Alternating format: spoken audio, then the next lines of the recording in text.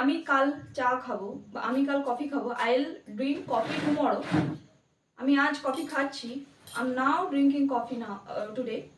So this are all tenses. Okay, এবার tense বোঝার আগে আমাদেরকে এটাও বুঝতে হবে যে আমরা টেন্সটা কোথায় ইউজ করবো, আর টেন্স কোথায় ইউজ করে, ভার্বে।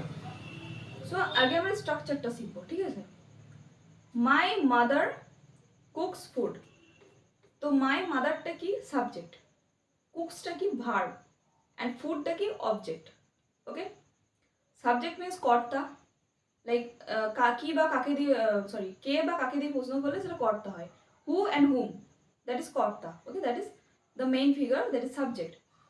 Second thing is verb, verb means work, ক্রিয়া যেটাকে বলে বাংলায়, রাইট। সো কি করে, রান্না করে।